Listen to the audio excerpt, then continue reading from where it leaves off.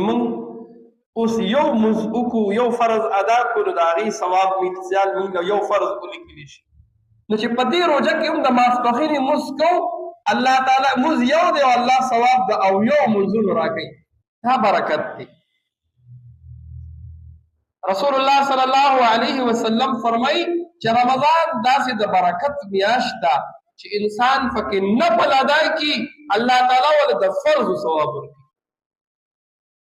یعنی یو کس 2 رکعاته نفل عام حالاتو کې وکړي نو خو بس یو نفل ولیکلی شو نو چې په رمضان کې وکړي الله د هغې ثواب د فرض برابر ورکوي او چې فرض ادا کړي الله تعالی هغه فرض په اویا باندې بدلوي لکه د ماسپښینې مونځ دی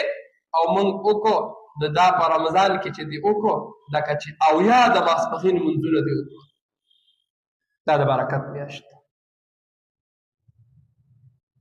نو کوشش به موږ ادا کوو چې د اوس نه ځکه رسول الله صلی الله علیه وسلم فرمایي وایي څوک چې څلوېښت ورځې په تکبیر اوله سره مونځ وکړي دلته به 2 فروانې میلاویږي یو به دی منافق نه مري او یو به دی د جهنم نه خلاصېږي جهنم نه به خلاصېږي اوس نه یو عزم وکړو رمضان کې خو مونږ هسې د سحر مونځ هم مونږ ویښ یو مونځ له باجماعت راځو او دغه رنګې چې دونه ماسخوتن هم مونځ کوو یعنې زمونږ مساجد اکثر رمضان کې مسلمانان ټول مونځونه کوي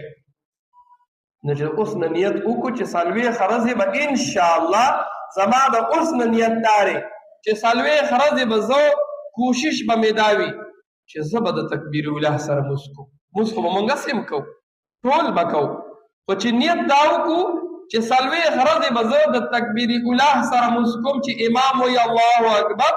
او زه ورپسې رسته ودرېږم زه وایم الله اکبر یعنې باجماعت مونځ به کوو امامانو پکې ویلي دي یو کس جماعت لاندې کوم دله الله د دې اجر او ثواب ورکوي او بهتره خبره دا ده چې کله امام وایي الله اکبر او تو ورپسې فوري تور ودرېږي وایي الله اکبر نو څوک چې 40 ورځې په تکبیر اوله سره مونځ وکړي الله یې د جهنم نه خلاصوي نو غواړو دا که نه ټول غواړو چې یاره موږ الله د جهنم د عذابونو نه خلاص کړي الله د هغې مطلب عمل وښو چې ته څه وکړه 40 ورځې په تکبیر الله سره مونځ وکړه د دې نه به خلاص شي منافق به نه مري یعنې د منافق کوم عذاب دی چې الله قرآن کې وایي ان المنافقین فی الدرک الاسفل من النار چې منافقین به د جهنم په لاندې طبقه کې وي نو د هغه کوم عذاب دی نو چې موږ په 40 ورځې په تکبیر الله سره مونځ وکړو او 15 وخته باجماعت سره راځو جماعت ته راځو باجماعت مونځ کوو نو الله دې کي داسې چې کوم ثواب